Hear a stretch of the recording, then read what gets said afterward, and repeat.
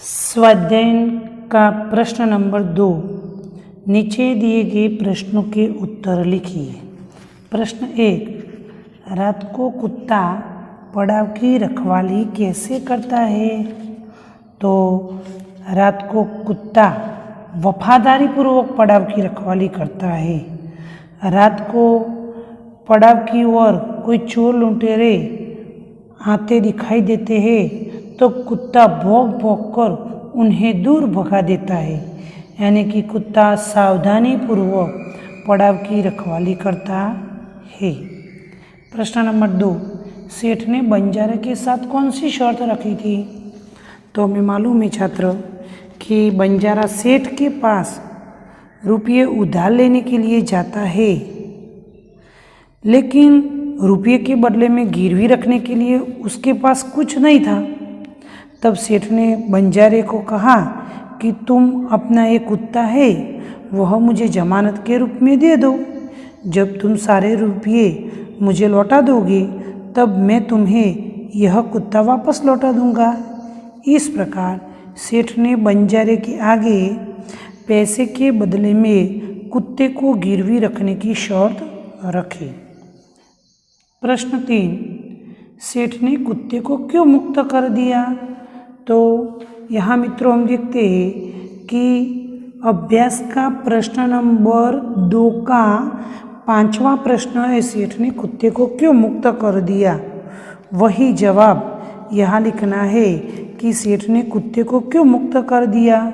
तो सेठ जी के यहाँ एक बार चोरों ने डाका डाला था, तो चोर चोरी करके वहाँ से माल सामान लेकर जा रहे थे, तब कुत्ते ने चोरों का पीछा किया और चोरों ने दूर जंगल में जाकर सारा माल जमीन में गाड़ दिया।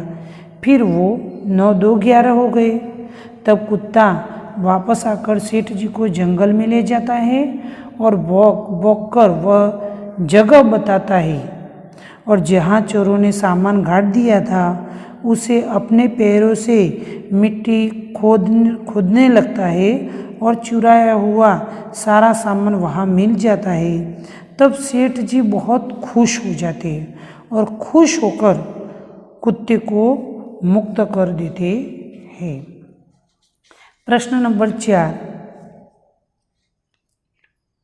इस कहानी से क्या शिक्षा मिलती है? शिक्षा यानी कि सीख। तो हमें इस कहानी से क्या सीख मिलती है?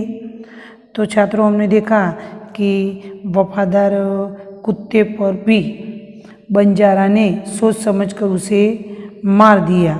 तो इस कहानी से हमें सीख मिलती है कि कभी भी किसी भी काम में जल्दबाजी नहीं करनी चाहिए और हमेशा सोच समझकर ही निर्णय लेना चाहिए, और जल्दबाजी में जो हम काम करते हैं उस काम में हमें लाखा बंजारा की तरह पछताना ही पड़ता है। इसीलिए हमेशा सोच समझ कर ही काम करना चाहिए। अब प्रश्न नंबर 3, नीचे दिए गए वाक्यों में रेखांकित शब्द का लिंग परिवर्तन करके वाक्य फिर से लिखिए। मित्रों आगे हमने अभ्यास में प्रश्न नंबर 5 की चर्चा की थी, पढ़िए, हंसी और सही शब्द लिखिए।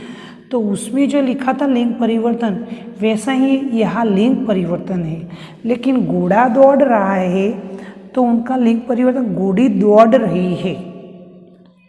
लड़का बैठा है तो लड़की बैठी है, बैठा है और बैठी है। वही हमें ध्यान में रखकर ही यह काम हमें करना है। तो प्रश्न नंबर 3 और प्रश्न नंबर 4 की बात करेंगे। बॉक्स में से लिंग आधारित शब्दों के जोड़े मिलाइए और उनका वाक्य में प्रयोग कीजिए। तो जो बॉक्स है उसमें शिष्य, तो शिष्य का लिंग परिवर्तन शिष्या होता है, तो वही भी बॉक्स में दिया गया है। नागिन तो नाग, सभी का जवाब भी इसी बॉक्स में ही है, तो यह काम भी हमें ही करना है। अब नीचे हम देखते हैं कि वाक्य प्रयोग, गाय और बैल। गाय का लिंग परिवर्तन बैल होता है। लिंग परिवर्तन यानी कि स्त्रीलिंग और पुल्लिंग। तो गाय है वह स्त्रीलिंग है, बैल है वो पुल्लिंग है। तो यहाँ वाक्य प्रयोग करके भी हमें ध्यान में रखना है प्रश्न नंबर 3 की तरह ही कि गाय का दूध सेहत के लिए अच्छा है, तो बैल किसान का दोस्त है। तो उसी प्रकार हमें यह भी खास ध्यान में रखकर काम करना है, सभी का वाक्य प्रयोग करना है। शिष्य और शिष्या दोनों का। कक्ष में शिष्य पढ़ रहे हैं। विद्यालय में शिष्या खेल रही है। खेल रही है, शिष्या वो स्त्रीलिंग है तो खेल रही है वैसा आता है। नागिन और नाग, तो नागिन नाच रही है, नाग दूध पीता है। उसी प्रकार सभी का वाक्य प्रयोग हमें करना है। तो प्रश्न नंबर 2, 3 और 4 हिंदी की कॉपी में लिखना है।